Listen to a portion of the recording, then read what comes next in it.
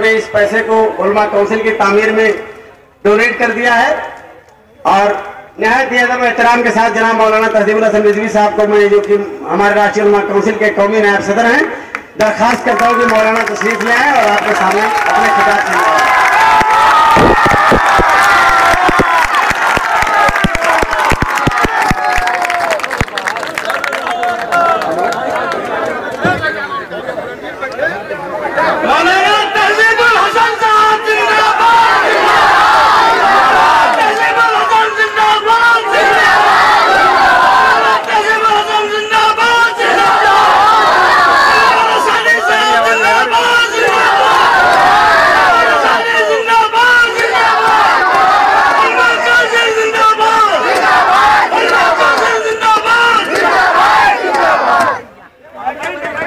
भाई मुझे आज ऐसा लग रहा है कि आप लोग थक गए हैं। मौलाना के लिए ऐसा नारा लगाइए कि आज तक हिंदुस्तान में ऐसा नारा लगा ही ना हो।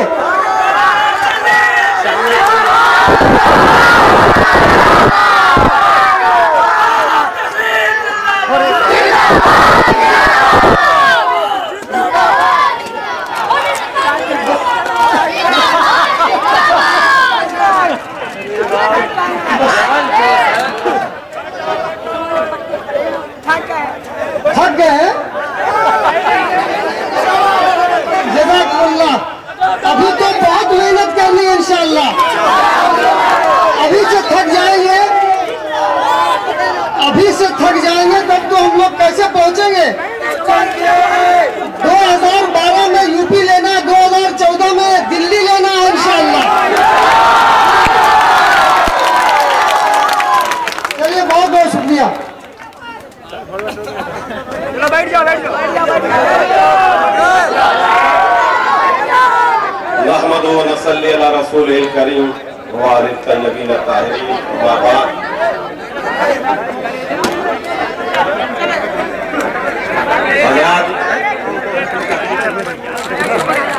वक्त बहुत कम है और बहुत सारे लोगों को तकरीर करना है, और इस वक्त हमारे स्टेज पर हमारे काबिल सद एहतराम और बावकार शख्सियत इज्जत माब अली जनाब मौलाना आमिर रशादी साहब क़िबला और मौलाना ताहिर मदनी साहब और मौलाना शहाब साहब, लीम जामई साहब और बहुत सारे लोग जो स्टेज पर बैठे हुए हैं, हमारे पंडित जी और नूरुल हुदा साहब। मैं आपको बताना चाहता हूं कि बहुत ही कम वक्त में अपनी बात मुझे रखना है, मगर बहुत ही गौर से आपको सुनना पड़ेगा। आज बहुत सारे लोग गांव में ये सवाल करते हैं कि उलमा काउंसिल से फायदा क्या पहुंचा या उलमा काउंसिल से फायदा क्या पहुंच रहा है। तो उसके लिए कोई किताब पढ़ने की जरूरत नहीं है, उसके लिए कोई रिसर्च और तहकीक करने की जरूरत नहीं है। वहां आज इस निजामाबाद के इस मजमे में आके देखें कि इन हमारे नौजवानों के चेहरों पे जो मुस्कुराहट और ये तालियां बज रही हैं, यही उलमा काउंसिल का इस वक्त सबसे बड़ा फायदा है।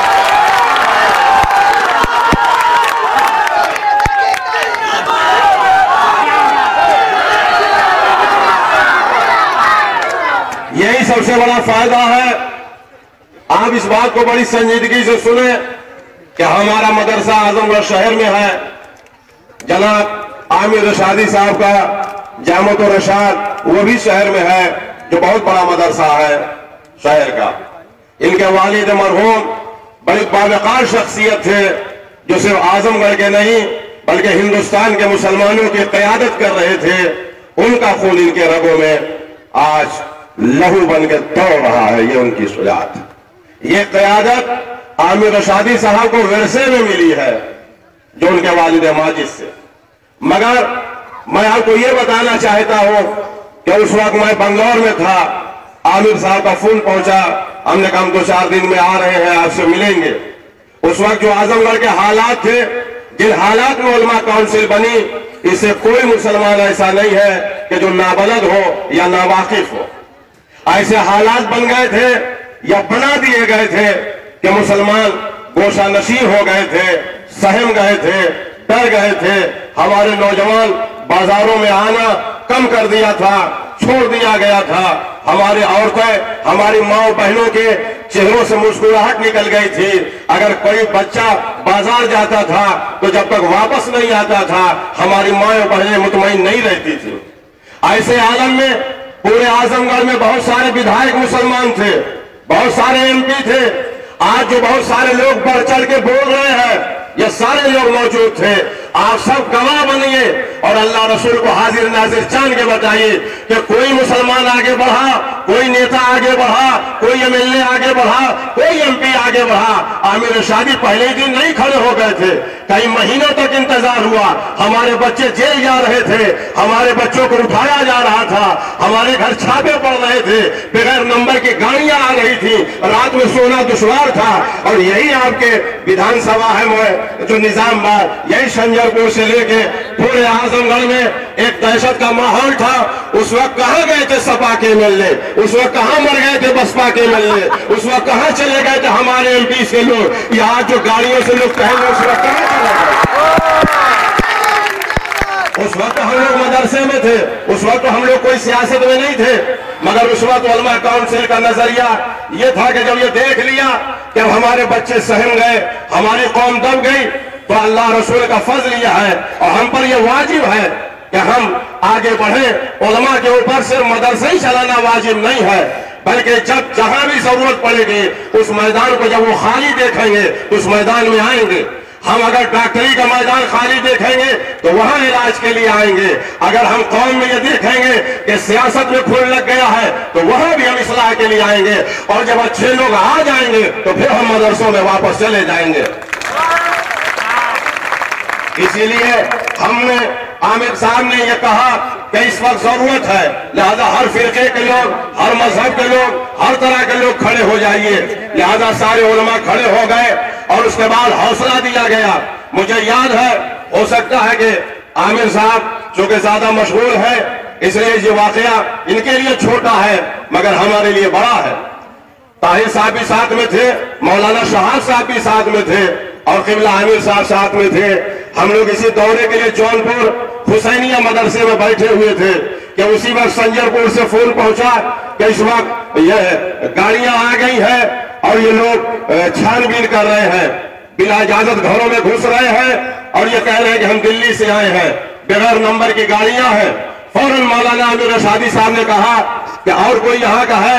कहा सीओ फूलपुर के है। कहा सीओ से बात कराइए। उन्होंने कहा सुनिए, जब यह बात तय हो गई कि रात में छापा नहीं पड़ेगा तो क्यों छापा डाल रहे हैं और बे नंबर की गाड़ी क्यों लेके आए?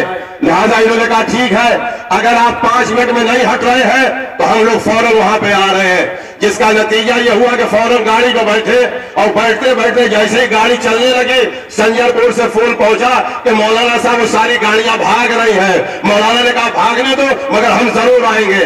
आज ये जो छापे नहीं पड़ रहे हैं, आज जो छापे नहीं पड़ रहे हैं, ये नौजवान नहीं उठाए जा रहे, बड़े बड़े मौलानाओं को उठा लिया गया। आज अगर हुकूमत में दम हो तो हमारे आगे 8 साल के बच्चे को उठा के दिखाए तो हम बताते हैं। उससे पहले मुफ्ती उठाए गए, उससे पहले उलमा उठाए गए, उससे पहले बड़े लोग, अब क्यों नहीं उठा रहे?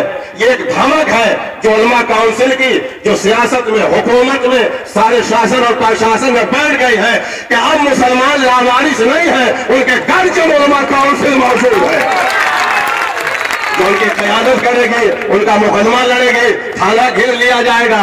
ये जामई साहब खड़े हैं। आज मुसलमानों में कुछ लोग ऐसे हैं, हमसे भी मिलते हैं, जिनके पेट में बहुत मरोड़ है उलमा काउंसिल के लिए। एक बात मैं इशारे में कह रहा हूं इसी स्टेज से, वो लोग समझ जाए, उनके पेट में बहुत मरोड़ है उलमा काउंसिल के लिए। ये वही लोग हैं जो दिन भर बैठ के थाने में पुलिस की दलाली करते थे। ये जो गांव-गांव में दलाल बने हुए थे, उनकी रोटी रोजी बंद हो गई है।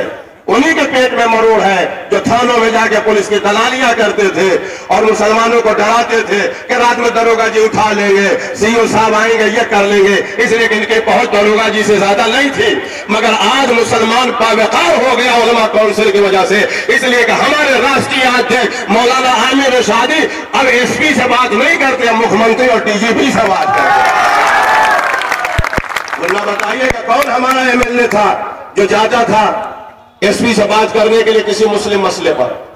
बल्कि आपके यहाँ के जो एमएलए ऐसे लोग हैं कि जब वहां मुस्लिम मसाइल लेके जाइए तो मुसलमानों के सामने मुसलमानों को गाली बकते हैं, यादव के सामने यादव को गाली बकेंगे, हिंदू के सामने हिंदू को गाली बकेंगे, और उसके बाद वो मुसलमानों की लीडरी करेंगे, मुसलमानों की क़यादत करेंगे। कौन सा ऐसा मामला है कि जहां के हमारे एमपी एमएलए खड़े होते हैं, अरे साहब मुस्लिम एमएलए हार जाएंगे तो कौन सी कयामत आ जाएगी, आसमान फट जाएगा, जमीन गिर जाएगी, क्या हो जाएगा अगर मुसलमान हार गए। इसलिए कि आज 50 साल तक जीत के इन्होंने क्या कर लिया जो हार के बिगाड़ देंगे। लिहाजा अब हमें एक चीज आपको तय करना पड़ेगा कि आदमी बड़ा है, शख्स बड़ा है या शख्सियत बड़ी, आदमी बड़ा है या कौम बड़ी, आदमी बड़ा है या पार्टी बड़ी। हमारे पंडित जी ने कहा कि ये उलमा काउंसिल सबकी पार्टी है। हाँ, उलमा काउंसिल इस बात से मुत्तफिक है कि ये सबकी पार्टी है, मगर इसका मतलब ये साफ साफ समझिए कि उलमा काउंसिल सबकी पार्टी है। इसका मतलब ये हुआ कि ये सबके हुकूक को लड़ने के लिए बराबर से तैयार है। जैसे मुसलमानों पे जुल्म होगा तो उसके लिए खड़ी होगी, हिंदुओं पे जुल्म होगा उसके लिए खड़ी होगी, यादव पे जुल्म होगा उसके लिए खड़ी होगी, हरिजन पे जुल्म होगा उसके लिए खड़ी होगी, ठाकुर पंडित पर, इसमें यह भेदभाव नहीं देखेगी। उसी तरह हम टिकट देने में भी नहीं देखेंगे कि यह किस कौम का है। जो भी हमारे यहाँ फैसला होगा वो हमारी पार्टी मानेगी। मगर उलमा काउंसिल का पहले कंसेप्ट समझ लीजिए कि जैसे एक वोट बैंक होता है, जैसे मायावती का वोट बैंक है हरिजन, मुलायम सिंह का बैंक हालांकि अब नहीं है, यादव है। इसलिए कि अगर यादव वोट बैंक उनका होता तो निजामाबाद में सपा जीतती, बसपा न जीतती। इसलिए वहां यह देखा जाता है कि हमारी बिरादरी का आदमी कौन है। उसी तरह से उलमा काउंसिल ये मुसलमानों की इज्जत और आबरू और वकार के लिए खड़ी की गई है। लिहाजा आपके यहाँ फर्द नहीं महबूब होना चाहिए, पार्टी महबूब होनी चाहिए। इस पार्टी से मुसलमान को टिकट मिले उसे जिताइए, आलिम को टिकट मिले उसे जिताइए, नौजवानों को टिकट मिले उसे जिताइए, जिस कौम का आएगा उसे जिताइए। इसलिए कि सिंबल हमारी पार्टी है। जैसे और पार्टियां अपना निशान देखती हैं, हाथी देखती हैं, साइकिल देखती हैं, पंजा देखती हैं, कमल का फूल देखती हैं, वैसे ही नमाज सुबह पढ़ने के बाद आप कसम खाइए कि हमें आंख बंद करके कुछ नहीं देखना है, सिर्फ राष्ट्रीय उलमा काउंसिल का सिंबल देखना, उसके अलावा कुछ नहीं। इसलिए कि हमारे इज्जत आबरू, हमारे वकार की लड़ाई के लड़ने के लिए उलमा काउंसिल लड़ रही। अब चूंकि हम बाहर मुल्कों में भी रहते हैं, इसलिए बहुत सारे जलसों में आमिर साहब के हुक्म के ऊपर अमल नहीं कर पाते और नहीं आ पाते। मगर नहीं आना या नहीं आ पाना इस बात की अलामत नहीं है कि हम इस पार्टी के खादिम नहीं है या इसके कार्यकर्ता नहीं है। आमिर साहब ने पहले ही दिन कहा कि आपको हम उपाध्यक्ष बनाएंगे, ये करेंगे, ये पोस्ट। मैंने कहा नहीं, हमारी इज्जत और वकार के लिए यही काफी है। जो पोस्ट आपकी है वो आपके साथ हम हैं, यही हमारे लिए काफी है। इसलिए उलमा काउंसिल में पोस्ट की कोई हैसियत नहीं है। उलमा काउंसिल एक खिदमत गुजार है। यहाँ सब सदर है, यहाँ सब मंत्री है, यहाँ सब सेक्रेटरी है। इसलिए कि ये वो सुन्नत की पार्टी है कि जहाँ क़यादत नहीं है, खिदमत का जज्बा होना चाहिए। इसलिए कि अंग्रेजों ने जहां हमें सारा नुकसान पहुंचाया, वही सबसे बड़ा नुकसान ये पहुंचाया कि मुसलमानों के हर फर्द के अंदर क़यादत का जज्बा भर दिया। इसलिए कि जहां जिस घर में ज्यादा लीडर होंगे वो घर नहीं चल सकता। जिस मुल्क में जिस पार्टी में ज्यादा लीडर होंगे, हमेशा कमांड एक के हाथ में होती है, पार्टी एक होती है। मैं बहुत सारी बातें सुनता हूं। हम ये नहीं कहते कि आमिर रसादी साहब या ताहिर मदनी साहब या शहाब साहब या हम लोग फरिश्ते हैं या हम कोई मासूम हैं, नहीं, हम भी आप ही के दरमियान के हैं।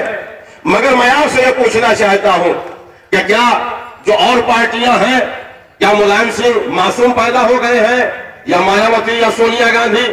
मगर उनकी कौम के लोग उनकी पार्टी के लोगों को अपने लीडर के ऊपर भरोसा है, जबकि वो देख रहे हैं कि खुलेआम वो बेईमानी कर रहे हैं, खुलेआम रिश्वत ले रहे हैं, सारे काम कर रहे हैं, मगर वो लोग अपने कायद के ऊपर कभी कमेंट नहीं करते। इसलिए कि जो कौमें मजबूत होना चाहती हैं वो अपने लीडर को मजबूत करती हैं। जब तक लीडर मजबूत नहीं होगा तब तक न पार्टी मजबूत होगी न समाज मजबूत होगा। लिहाजा हम अपने पार्टी के लीडरान जो है इसलिए कि बहुत संजीदा, और मैं खासतौर से निजामबाद को मुबारकबाद देना चाहता हूं, और मैं अपनी तरफ से आमिर रशादी साहब को मुबारकबाद देना चाहता हूं, इसलिए कि शायद उनको पता ना हो कि हमारा गांव निजामबाद ही विधानसभा में है। हमारा गांव ये तहबरपुर जो है ये निजामबाद विधानसभा में है। जब अपने गांव की तरफ गए तो अक्सर लोगों ने कहा, यादव लोगों ने हमसे कहा, अरे मौलाना साहब रसादी साहब का बड़ा शुक्रिया अदा करिएगा, इसलिए कि बहुत दिन के बाद हम लोगों को उन्होंने इस जंजाल से छुड़वा दिया है। अब उन्होंने एक मौलाना धर्म गुरु को लाया है, इसलिए कि धर्म गुरु जब रहेंगे तो वो कोई गलत काम नहीं करेंगे। ये आज हिंदू लोग भी खुश है, इसलिए कि हमारे जो उलमा काउंसिल है इसमें बड़े मतीन और बड़े संजीदा जनाब ताहिर मदनी साहब है, जो जिनके ऊपर हम लोगों को बड़ा एतमाद है, और जो हमारे सरपरस्त हैं, जो हम लोगों को अक्सर नसीहतें करते हैं। ये जो सबसे अच्छे कैंडिडेट थे उनको, हालांकि ये हमारे सरपरस्त थे, मगर उनको यहाँ पे लाया गया निजामबाद में ताकि एक आबरूमंद तरीके से मुसलमानों की यहाँ से क़यादत हो सके। लिहाजा मैं आपको ये बताना चाहता हूं कि उलमा काउंसिल में मुसलमान के रहने में और पार्टी के रहने में एक फर्क है, जिसको आप जब समझ लीजिएगा तो रात भर आपको नींद नहीं आएगी बगैर उलमा काउंसिल कहेंगे। और पार्टी और उलमा काउंसिल में रहने में उतना ही फर्क है जितना किराए के मकान के रहने में और अपने जाती मकान के रहने में फर्क है। और पार्टियों में हम किराए की हैसियत रखते हैं। मैं आपसे पूछ रहा हूं, क्या आजमगढ़ का कोई आदमी यह कह सकता है कि बलराम यादव का टिकट कंफर्म नहीं है? मगर यहाँ के दोनों तीनों मुसलमानों के बारे में आखिर तक कंफर्म है कि टिकट मिलेगा कि नहीं मिलेगा। ये सारे लोग टिकट मांगने के लिए लाइन लगाए हुए हैं, बलराम यादव क्यों नहीं लाइन लगाए हुए हैं, या मुसलमान क्यों लाइन लगाए हुए? तो सोचिए, जो खुद भीख मांग रहा हो वो कौम की हाजत रवाई कहां से कर देगा? वो तो खुद ही खड़े हुए हैं। इसलिए उसकी वजह यह है कि उलमा काउंसिल के लिए जरूरत, बहुत सारे मुसलमानों के मसाइल थे, इनके मसाइल होते हैं तो रैलियां निकलती है। मुस्लिम के मसाइल पे रैलियां क्यों नहीं निकलती? मुसलमान क्यों नहीं रैलियां निकाल पाता? सपा और बसपा के होते हुए, भाजपा और कांग्रेस के होते हुए मुसलमानों ने कभी रैली क्यों नहीं निकाली? हम भी खामोश क्यों रहते हैं?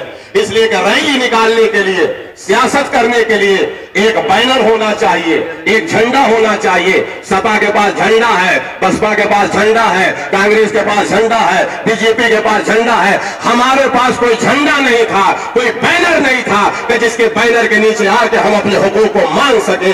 हम काबिल मुबारकबाद समझते हैं मौलाना आमिर रशादी साहब को कि जिन्होंने आजमगढ़ का पूरे इंडिया के मुसलमानों के हाथ में बैनर थमा दिया कि इस बैनर के तले आ जाओ और अपने हुकूक को मांग लो। इसलिए कि अब वो जमाना आ गया है कि हुकूक खामोश रहने से नहीं मिलेगा, चिल्लाने से तो मिल नहीं रहा है, चुप रहने से कहां मिलेगा।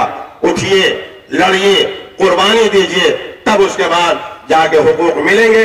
उसके लिए हमें कुर्बानी देनी पड़ेगी, और सबसे बड़ी कुर्बानी यह है कि हम कोश न देखें, सिंबल देखें। जब तक हमारा वोट एक जगह नहीं होगा, जब सिंबल हमारा मजबूत हो जाएगा तो सारी पार्टी के लोग अपनी पार्टियां छोड़ के आएंगे हमारे यहाँ टिकट लेने के लिए। इसलिए कि वो जानेंगे कि और कोई पार्टी सीट नहीं निकाल सकती है, सीट निकाल सकती है तो ये हमने दिया है, हमने कुछ लिया नहीं है। कोई साहब बताएं, मैंने फिर कहा कि जिन लोगों को प्रॉब्लम है वो वही लोग प्रॉब्लम कर रहे हैं कि जिनकी रोटी रोजी पे असर है, जो थानों में दलाली करते थे, जो प्रशासन की दलाली करते थे, जो गांव में पासपोर्ट के लिए 2000 रुपया मांगते थे, जो मामूली फौजदारियों पे 10-10 हजार 20-20 हजार रुपया, हम जानते हैं कि कौन लोग थे। वही लोग हैं कि जो उलमा काउंसिल के खिलाफ आज मुसलमान जो थाने में जाने से डरता था, आज आबरूमंद तरीके से वो जाके कुर्सी पे बैठकर एसओ से अपनी बात कर रहा है। आज वो जाके कुर्सी पे बैठकर एसपी से अपनी बात कर रहा है। उसकी क्या वजह? हम आज तक जाते थे पंडित जी को नमस्कार अपने आदाब पूछ के बजाय सलमान के इस्लाम के और सलाम करने के नमस्कार करते थे कि ठाकुर साहब ये एसपी से कह दिए, वो कर दीजिए। आज थोड़ा सा आप उलमा काउंसिल के साथ आ गए हैं तो आज उलमा काउंसिल का व्यवहार इतना बदल गया कि जैसे पंडित जी ने कहा कि लालगंज के लोग, वहां के आरएसएस के लोग और वहां बीजेपी के लोग, वहां के बनियों ने आके कहा कि ये शराब खाना हटा दीजिए, इसलिए कि किरदार की बहुत बड़ी ताकत है। अपना आप किरदार बनाइए, अपने को मजबूत करिए। वो ये जानते हैं कि ये लोग किरदार के हैं। मैं फिर बताना चाहता हूं कि इतना बड़ा मजमा है, अगर किसी को कहना है तो आके स्टेज पे कहे कि जो गांव के लोग दलाली के लिए अपने गांव के लोगों को 1000, 2000, 10,000 थाने पे देते थे, ये 2 साल 3 साल से हमारे सारे कार्यकर्ता हैं कि जो सरायमीर से लेके हर जगह तक फैले हुए हैं। अगर किसी कार्यकर्ता ने 100 रुपया भी लिया हो रिश्वत के नाम पर तो इतना बड़ा मजमा आए स्टेज पे आके कहे आमिर शादी के सामने कि आपके कार्यकर्ता ने 100 रुपया लिया। हम जानते हैं हमारे भी और हमारे यहाँ कोई फिरका नहीं देखा जाता। हमारे यहाँ आप सरायमीर के लोग हैं जो श्रीयों की बहुत बड़ी मस्जिद है, जमींदार थे वो लोग, उनके सामने दुकान बना रहे थे, जमीन कब्जा कर रही थी। हमने जामई साहब से कहा, इन्होंने जाकर रुकवा दिया, कोई न स्टे है न कुछ है, मगर अभी तक रुकी हुई है। इनसे क्या मतलब था? वो शियों की जमीन थी, शियों का इमामबाड़ा था, शियों की मस्जिद थी, मगर ये रुकवाया इसलिए कि उलमा काउंसिल किसी मजहब का काम नहीं करती, उलमा काउंसिल इंसानियत का काम कर रही है। इसलिए कोई भी हो, किसी फिरके का हो, किसी मजहब का हो, जो भी उसको प्रॉब्लम है वो आए, उलमा काउंसिल उसकी लड़ाई लड़ेगी। और जनाब आमिर साहब की क़यादत में 2 चीजों को याद रखिए, एक सिंबल याद रखिए और एक अपने कायद के ऊपर भरोसा करिए। कायद के ऊपर भरोसा करिए। यही दुश्मनों की साजिश है कि कायद के ऊपर से एतमाद हटा लिया जाए। इसीलिए जब रसूलुल्लाह ने मक्के और मदीने में इस्लाम की बुनियाद कायम किया तो लोग पैगंबर को साहिर कहने लगे, जादूगर कहने लगे, ये कहने लगे तरह तरह के इल्जामात, ताकि इसलिए कि कायद की शख्सियत को मशकूक कर दिया जाए। मगर पैगंबर ने अपने किरदार से, अपने कैरेक्टर से अपनी बुनियादों को इतना मुस्तहकम कर दिया कि लोग फौज दर फौज इस्लाम में दाखिल हो गए। उसी तरह उलमा काउंसिल के खिलाफ प्रोपेगेंडे हो रहे हैं, मगर हम अपने कैरेक्टर और किरदार से अपने सिरात मुस्तकीम पर इस तरह से जमा है जिसका सबूत इतना बड़ा मजमा है। अगर हम फ्रॉड होते, अगर हम गलत होते तो इतना बड़ा मजमा नहीं आता। मजमा आना इस बात की अलामत है कि आपके दिलों में हमारी मोहब्बत है, जबकि हम आपके लिए कुछ नहीं कर सकते। ये पैसा बांट के मजमा नहीं बुलाया गया है, ये गाड़ियां दे के मजमा नहीं बुलाया गया है, ये वो रैली नहीं है कि जिसमें सरकारी बसें लगाई गई हैं, ये वो रैली नहीं है जिसमें जीपें लगाई गई हैं, ये वो रैली नहीं है जो प्रशासन की मदद से हो रही है, ये वो रैली नहीं है कि जो MP MLA के फंड से हो रही है। ये रैली हमारे दिलों की मोहब्बत का नाम है, ये हमारे जज्बे का नाम है, ये हमारे इशार का नाम है, ये हमारे खुलूस का नाम है, ये उलमा काउंसिल की मोहब्बत का नाम है कि जिसका नतीजा यह है कि मोहब्बत पर यह मजमा आया है। हम चाहते हैं कि यह मोहब्बत सदा कायम रहे और अल्लाह हमें तौफीक दे कि हम इसी जज्बे के साथ आपकी खिदमत कर सकें। और फिर हम मौलाना आमिर रशादी साहब को बताना चाहते हैं कि अगर हम मसरूफियत की बिना पर, मौलाना साहब, अगर हम मसरूफियत की बिना पर या हिंदुस्तान में नहीं है तो न अगर जलसे में शरीक हो रहे हैं, मगर इसका मतलब यह है कि सिर्फ हमारा जिस्म नहीं शरीक है, हमारी रूह शरीक है। और जब हमें वक्त रहेगा और यहाँ रहेंगे, जब जब आप हुक्म देंगे, हम एक खादिम और एक कार्यकर्ता की हैसियत से आपके शाना बशाना है। और हमारी दुआएं हैं कि सिर्फ निजामाबाद नहीं बल्कि पूरे यूपी और पूरे हिंदुस्तान में उलमा काउंसिल का परचम लहराता रहे। इसलिए कि यह हमारी इज्जत की बात है, यह उलमा काउंसिल मुसलमानों की आबरू की बात है। आप अपनी इज्जत और आबरू को समझें, अपने वकार को समझें। उलमा काउंसिल हमारा वकार है, हमारी इज्जत है। जिन लोगों कौम के गद्दार हैं, जो लोग हमारे बिरादरी में फितना पैदा करना चाह रहे हैं, जिनकी रोटी पे खर्चा है, चाहे सियासी तौर पर या मजहबी तौर पर, वही लोग उलमा काउंसिल के खिलाफ है। वरना जिसको जो भी है वो आगे सामने बात करे, सामने कहने के लिए कोई तैयार नहीं है। पीछे पीछे क्या कहता है वो तो लोग अल्लाह को भी बुरा कहते हैं, उसके लिए हम क्या कर सकते हैं। मगर हम अपनी सफाई देने के लिए तैयार है और हमारा भरोसा हमारे राष्ट्रीय अध्यक्ष जनाब मौलाना आमिर रशादी साहब पे है।